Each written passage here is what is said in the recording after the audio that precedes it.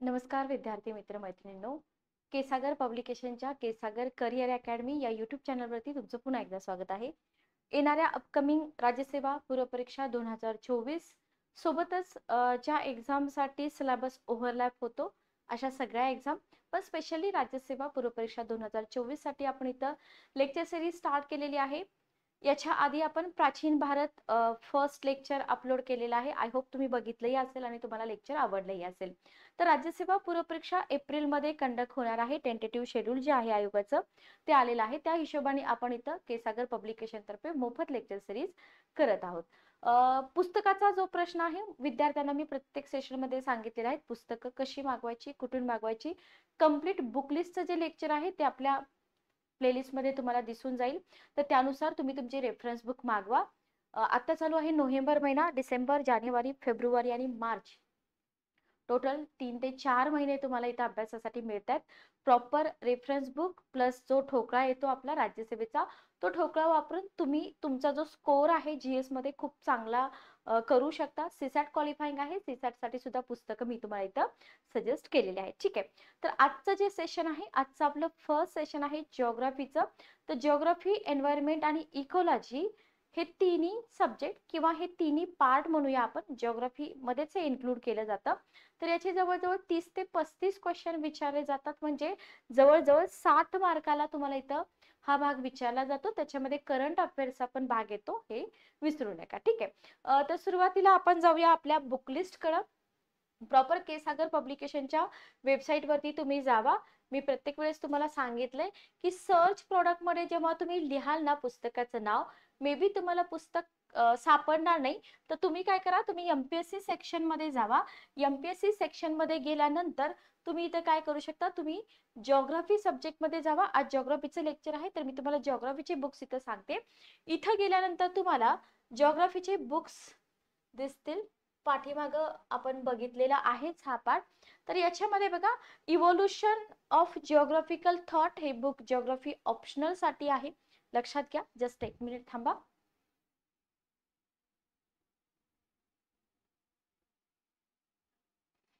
Okay. स्पर्धा परीक्षा भारताचा भूगोल वस्तुनिष्ठ प्रश्नोत्तरांसह डॉक्टर अनिरुद्ध सरांचं पुस्तक. हे पुस्तक मस्त आहे, कारण आपली जी एक्झाम होणार आहे आताची ती वस्तुनिष्ठ स्वरूपामध्ये आहे. ठीक आहे. आणि खतीब सरांचं, म्हणजे हे दोन पुस्तकं तुम्हाला क्वेश्चन आन्सर फॉर्मॅटमध्ये मिळतात. दोन्हीपैकी कोणतंही पुस्तक तुम्ही मागवू शकता. याच्यानंतर geography of India Majid Husain सरांचं पुस्तक आहे. सिलेबस आपण डिस्कस करूया आज, कुठं काय कसं विचारलं जातं. तर माजिद हुसेन सरांचं पुस्तक आणि के सिद्धार्थ सरांचं पुस्तक, दोन्ही पैकी कोणतंही पुस्तक तुम्ही घेऊ शकता. हे मॅप्स थ्रू आहे आणि हे थेरॉटिकल आहे. ठीक आहे. जिओग्राफी थ्रू मॅप्स वर्ल्ड, बघा जगाचा भूगोल आपल्याला खूप कमी विचारतात, म्हणजे 25 ची एक्झाम देतात त्यांना घ्यावंच लागतं. ठीक आहे. सगळ्यात महत्वाचं पुस्तक म्हणजे प्राकृतिक भारत, के सिद्धार्थ सरांचा. महाराष्ट्राचा भूगोल विचारला जातो. आणि जे पुस्तक तुम्हाला घ्यायचंच आहे ते म्हणजे प्राकृतिक भूविज्ञान. आता हे पुस्तक का घ्यायचं ते मी तुम्हाला सिलेबस डिकोड करताना सांगते. पृथ्वीचे अंतरंग असेल, जिओमॉर्फॉलॉजी असेल, ओशनोग्राफी, क्लायमेटॉलॉजी, बायोजिओग्राफी, हा सगळा भाग जो आहे हा भाग आपल्या परीक्षेमध्ये विचारला जातो. पण विद्यार्थी सिलेबस प्रॉपर डिकोड करत नाहीत. त्याच्यामुळे होतं काय माहिती का, की क्लायमेटॉलॉजी मधून कुठून क्वेश्चन येतात किंवा बायोजिओग्राफीचे क्वेश्चन कसे समजतात आपल्याला, हे थोडंसं आपल्याकडून मिस होतं. मानव भूगोल मध्ये फक्त आपल्याला असं वाटतं की बाबा पॉप्युलेशन टॉपिक वरतीच क्वेश्चन येतात, सेटलमेंट वरतीच क्वेश्चन येतात. पण त्याच्याही पलीकडे जाऊन तुम्हाला मानव भूगोलचे क्वेश्चन येतात, जे तुम्ही अंदाजे किंवा लॉजिकल सोडवू शकत नाही. त्याच्यासाठी मानव भूगोल तुमचा अभ्यासलेला असला पाहिजे. माजिद हुसेन सरांचं पुस्तक आहे. जे विद्यार्थी युपीएससी ला पुस्तक वापरतात तेच पुस्तक ट्रान्सलेट करून तुम्हाला इथं मिळत आहे. ठीक आहे. तर याच्यामधले 3 ते 4 पुस्तकं मस्ट आहेत, तुम्ही घेतलेच पाहिजेत. आता राहतं आपलं एन्व्हायरमेंट आणि इकोलॉजीचं एक पुस्तक, तेही मी तुम्हाला इथे दाखवते. किंवा आपण काय करूया, एन्व्हायरमेंट इकोलॉजीचा जो पार्ट आहे तो सेपरेट घेऊया. ठीक आहे. ओके. चला, तर आपण स्टार्ट करूया. ओके.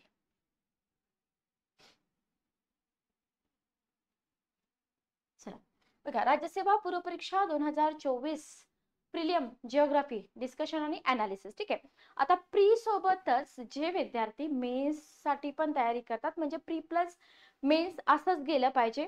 आणि जे विद्यार्थी 25 साठी प्रिपरेशन करतात सर्वांसाठी हे लेक्चर आहे. आधी समजून घ्या की नक्की काय विचारलं जातं आपल्या एक्झाम मध्ये. बघा, तर हा आहे आपला सिलेबस. जे विद्यार्थी मराठीमध्ये कम्फर्टेबल आहेत मराठीमध्ये बघा, जे विद्यार्थी इंग्लिशमध्ये कम्फर्टेबल आहेत इंग्लिशमध्ये कंटेंट पण इथे मी तुम्हाला दिलेला आहे. ठीक आहे, ओके. पहिला पार्ट येतो आपला इंडियन जिओग्राफी. व्यवस्थित लक्ष देऊन ऐका. पहिला पार्ट येतो आपला इंडियन जिओग्राफी. ठीक आहे, okay, clear.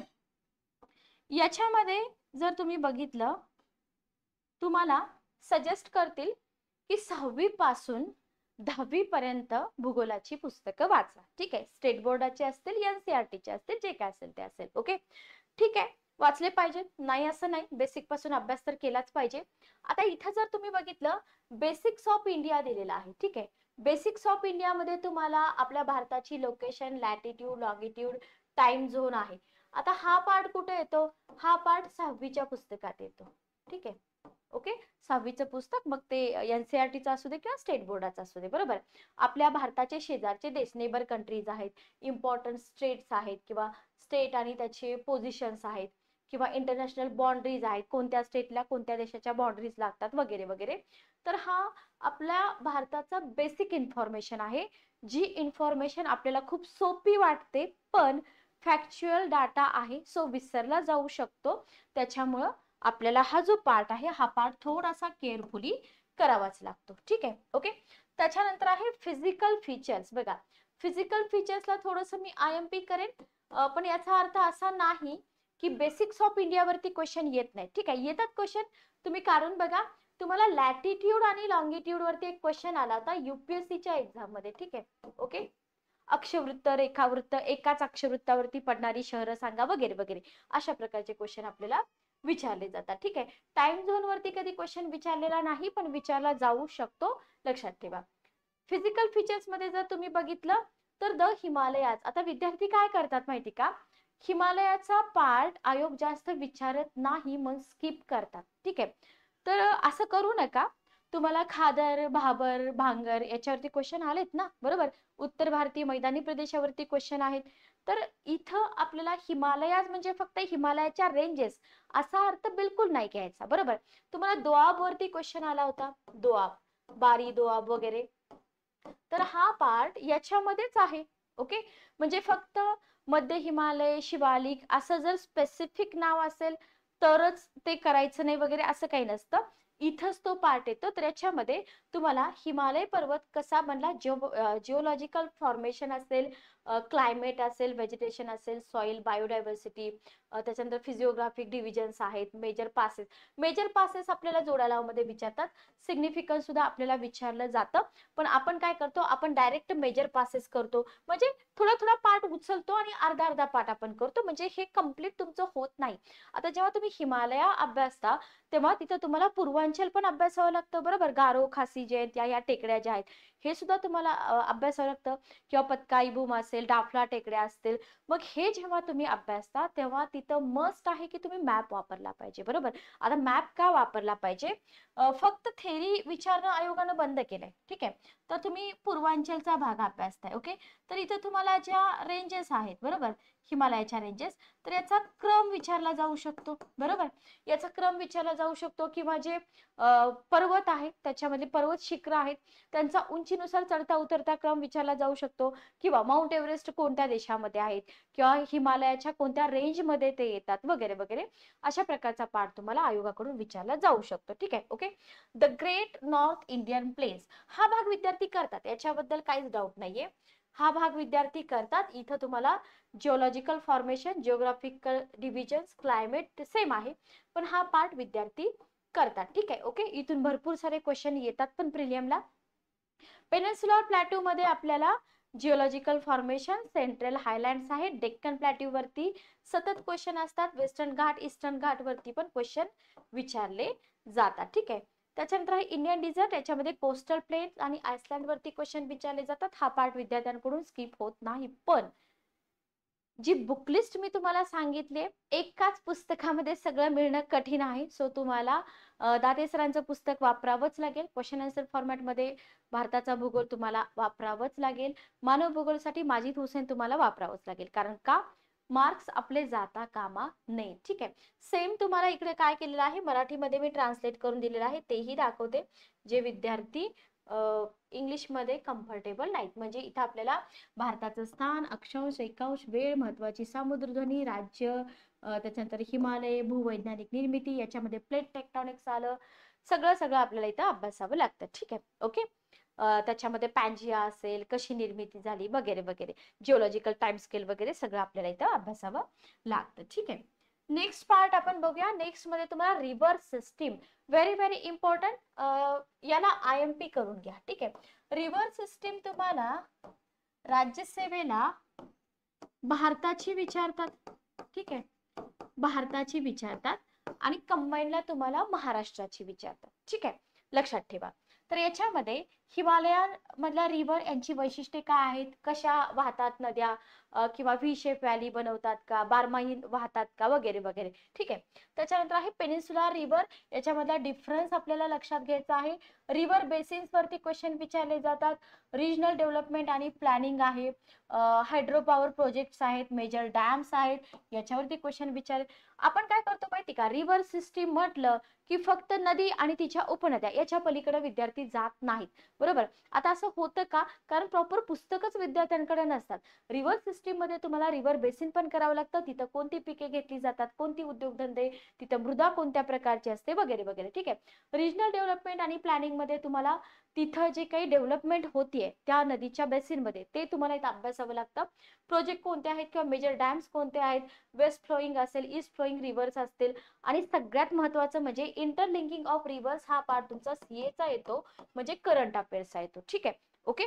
Same UPSC pattern तुम्हाला MPSC ला फॉलो केला जात आहे.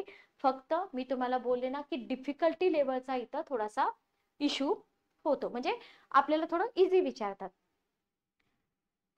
सॉरी. ओके. क्लायमेट बघा, विद्यार्थ्यांना डिफिकल्ट वाटणारा पार्ट म्हणजे क्लायमेट. ठीक आहे.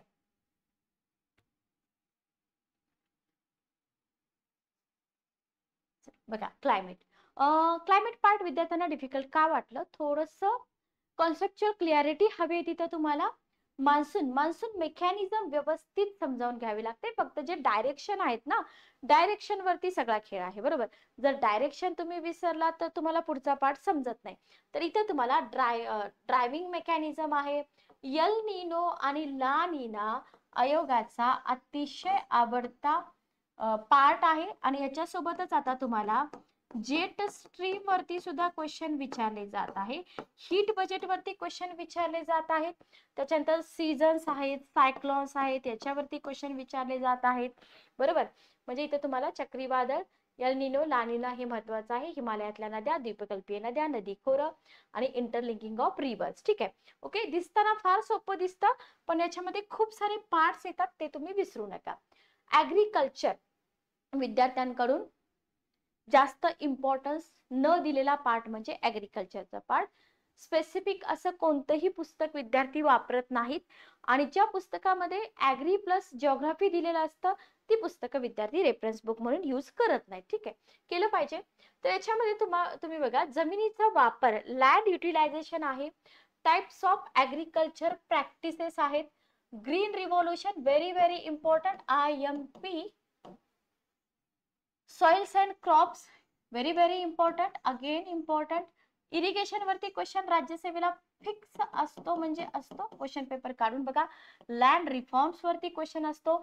एनिमल हजबंड्री असेल, गव्हर्नमेंट स्कीम, त्याच्यामध्ये नवीन पण असू शकतात, ओल्ड पण असू शकतात. ठीक आहे. ओके. तर याच्यामध्ये बघा, सिंचन तुम्हाला नवीन आहे, म्हणजे नवीन आहे म्हणजे आपण करत नाही जास्त.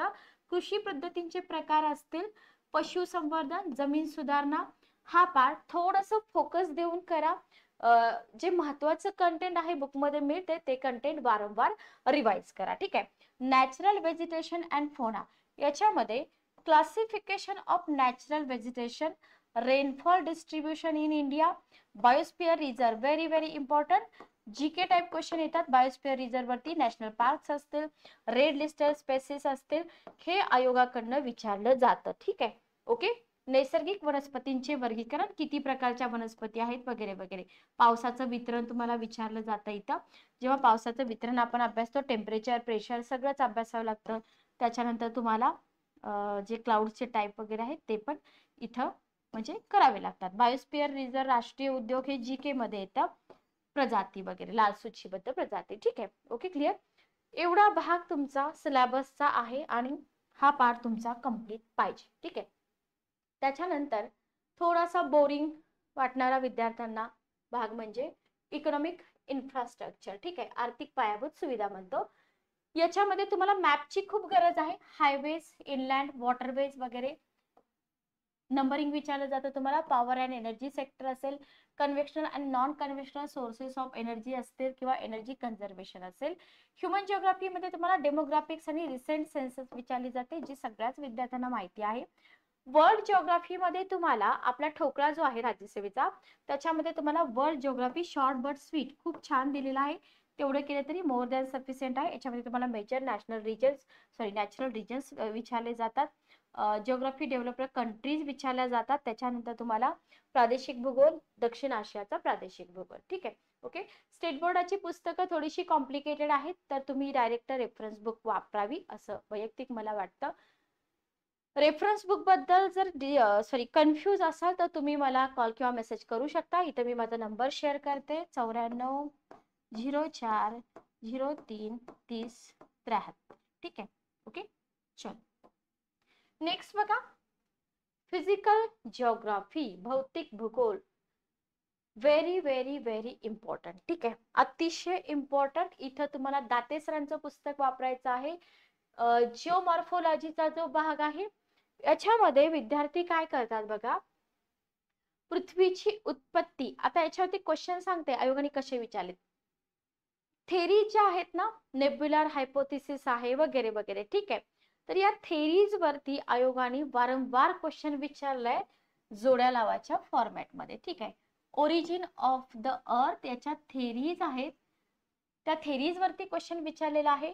इंटेरियर ऑफ द अर्थ, साधे सिंपल क्वेश्चन. टेम्परेचर कसं होत जातं, कमी होत जातं, वाढत जातं. ठीक आहे. Types and characteristic of Roxx, metamorphic rock असतील, रूपांतरित खडक, अग्निजन्य खडक, मग कोणत्या खडकामध्ये कोणती खनिजे मिळतात, मग कोणतं खडक आर्थिकदृष्ट्या महत्वाचा आहे वगैरे वगैरे. ठीक आहे, ओके. फोल्डिंग अँड फॉल्टिंग हा जो भाग आहे, तुम्हाला पर्वतांचे प्रकार वगैरे विचारले जातात. वोल्कॅनोज आणि अर्थक्वेक आयोगाचा अतिशय अतिशय आवडता टॉपिक. इथं तुम्हाला डायग्राम वगैरे देऊन सुद्धा कॅल्डेरा वगैरे क्वेश्चन विचारलेले आहेत. ठीक आहे, ओके. पृथ्वीचा अंतर्भाग क्वेश्चन विचारतात. इरोजन, वेदरिंग, याच्यामध्ये केमिकल इरोजन वरती क्वेश्चन आला होता. लँडफॉर्म्स फॉर्म्ड बाय फ्लुएल. आता इथे बघा, हे जे ग्लेशियर वगैरे आहे ना, हे तुम्हाला ना खूप सारं कंटेंट आहे, हे वारंवार रिवाइज करायचं आहे. ठीक आहे, तर हा पार्ट भौतिक भूगोलाचा जो जिओमॉर्फोलॉजी मध्ये येतो, तोंडपाठ पाहिजे. कोणताही पार्ट याच्यामधला तुम्ही स्किप करू नका. ठीक आहे, ओके.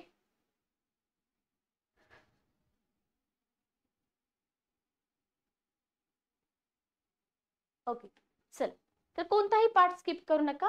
क्लायमेटॉलॉजी मध्ये जर आपण आलो तर इथं तुम्हाला ऍटमॉस्फिअर स्ट्रक्चर आणि कंपोजिशन विचारलं जातं. Temperature, pressure belt, very very important. Wind system पण विचारली जाते. ढग आणि पावसाचे प्रकार, बरोबर. तुम्हाला रिलीफ रेन काय आहे वगैरे क्वेश्चन विचारलेले आहेत. महाराष्ट्रामध्ये कोणत्या प्रकारचा पाऊस पडतो, चक्रीवादळ आणि विरोधी चक्रीवादळ. ठीक आहे, अँटी सायक्लॉन्स आणि मेजर क्लायमेट टाइप्स तुम्हाला विचारले जातात. खूप इम्पॉर्टंट पार्ट आहे. कंटेंट एकाच ठिकाणी मिळत नाही, सो चांगली पुस्तकं वापरा. तुम्हाला सगळं कंटेंट एका ठिकाणी मिळवण्यासाठी खूप सारे एफर्ट्स घेण्याची गरज नाही, जर चांगले रेफरन्स बुक तुम्ही वापरले तर. नेक्स्ट पार्ट आहे आपला ओशनोग्राफी. ओशनोग्राफी मध्ये आपण फक्त काय करतो, एल निनो ला निना करतो, बरोबर. ओशन करंट्स पण केले पाहिजेत, लक्षात घ्या. महासागर प्रवाह केले पाहिजेत. ओशन डिपॉझिट असेल, तापमान असेल, खारटपणा, त्याच्यानंतर ओशन रिलीफ आहे, हे केलं पाहिजे. लाटा आणि भरतीवरती थोडे क्वेश्चन कमी असतात, पण El Nino La Nina ocean current, ocean deposit, temperature, salinity वरती क्वेश्चन विचारले जातात. ओशन रिलीफ वरती थोडे क्वेश्चन कमी आहेत. ठीक आहे. Okay. Biogeography very very important. याच्यामध्ये तुम्हाला इकोसिस्टीम, अन्न साखळी, जगातील प्रमुख बायोम्स असतील, माती आहे, सॉइल, सॉइल ओरिजिन आणि टाइप्स तुम्हाला विचारले जातात. मग कोणत्या मातीमध्ये कोणत्या प्रकारचं पीक घेतलं जातं, महाराष्ट्रामध्ये कोणती मृदा मिळते, मग डेक्कन प्लॅट्यू आहे, वगैरे वगैरे. ठीक आहे. ओके. तर अशा प्रकारे तुम्हाला हा भाग बायोजिओग्राफीचा विचारला जातो. पर्यावरणाचा ऱ्हास आणि संवर्धन, थोडेसे कॉन्सेप्च्युअल क्वेश्चन 4 लाइनर किंवा 3 लाइनर तुम्हाला विचारले जातात. ठीक आहे. ओके. चला, याच्यानंतर आहे ह्युमन जिओग्राफी. विद्यार्थी निग्लेक्ट करतात की जास्त क्वेश्चन येत नाहीत, पण ह्युमन जिओग्राफी मध्ये तुम्हाला man and environment, relationship, growth and development, human geography. त्याच्यानंतर तुम्हाला लोकसंख्या, बघा हा पार्ट खूप महत्वाचा आहे. लोकसंख्या व्हेरी व्हेरी इम्पॉर्टंट. जमाती, स्थलांतर विचारलं जातं. आर्थिक क्रियाकलापमध्ये कृषी, उत्पादन, उद्योग, तृतीयक, द्वितीयक वगैरे सगळं विचारलं जातं. ठीक आहे. शहरीकरण असेल, शहरांचे कार्यात्मक वर्गीकरण असेल, दशलक्ष शहरी असतील, मेगा सिटी असेल, अगेन हा पार्ट इम्पॉर्टंट. क्वेश्चन विचारले, तुम्ही क्वेश्चन पेपर काढून बघा. ठीक आहे. ओके. आणि भारत आणि जगाशी संबंधित करंट अफेअर्स मध्ये तुम्हाला नवीन न्यूज मध्ये असलेले प्लेसेस विचारले जातात. बरोबर. युपीएससीचा टाईप आहे हा. तर जगाशी संबंधित स्थान आधारित तुम्हाला प्रश्न विचारले जातात. मे बी हे प्रश्न तुम्हाला मॅप देऊन पण विचारले जाऊ शकतात. ठीक आहे. ओके. आता इथं तुम्हाला युपीएससी बद्दल एक दिलेलं आहे की पर्याय, आता ज्यांचं जिओग्राफी ऑप्शनल आहे ना, त्यांना हा पार्ट येतो सगळा, म्हणजे पुढे जाऊन 25 साठी जे विद्यार्थी प्रिपरेशन करणार आहेत. ठीक आहे. तर आय होप तुम्हाला सिलेबस समजला असेल की नक्की तुम्हाला इथं काय करायचंय. ठीक आहे. ओके. तर हा झाला आपला जिओग्राफीचा पार्ट. आता तुम्ही थोडंसं क्वेश्चन स्वतःला विचारा की माझी एक्झाम 4 महिन्यावरती आहे, किंवा रिटर्न पॅटर्न मला द्यायचा नाहीये, मला याच अटेम्प्ट मध्ये एमपीएससी क्रॅक करायची आहे, तर मी काय केलं पाहिजे जिओग्राफीसाठी. ठीक आहे. कोणती पुस्तकं वापरली पाहिजेत, जेवढा सिलेबस मी आता तुम्हाला डिकोड करून दिलाय तो सगळा सिलेबस कशा पद्धतीने कव्हर होईल याच्यावरती थोडासा तुमचा फोकस राहायला पाहिजे. बाकीचे विद्यार्थी संयुक्त परीक्षेची तयारी करतात 2024, आपल्या केसागर करिअर अकॅडमी ऍप्लिकेशन वरती रेकॉर्डेड बॅच चालू आहे. तुम्ही बॅच जॉईन करू शकता. जर काही तुमचे डाऊट असतील तर तुम्ही कमेंट सेक्शन मध्ये विचारा, किंवा तुम्ही डायरेक्ट माझ्या फोनवरती मेसेज केला तरी चालेल. तर भेटूया नेक्स्ट सेशन मध्ये. याच्यामधला काही पार्ट आपण घेत आहोत, जेवढे रेफरन्स बुक आहेत किंवा आपला ठोकळा आहे त्याच्यामधून शॉर्ट बट स्वीट काही लेक्चर सिरीज आपण इथे कंटिन्यू करणार आहोत. तर जास्तीत जास्त विद्यार्थी मित्र मैत्रिणींपर्यंत शेअर करा, लाईक करायला विसरू नका. भेटूया नेक्स्ट सेशन मध्ये. Good day, take care.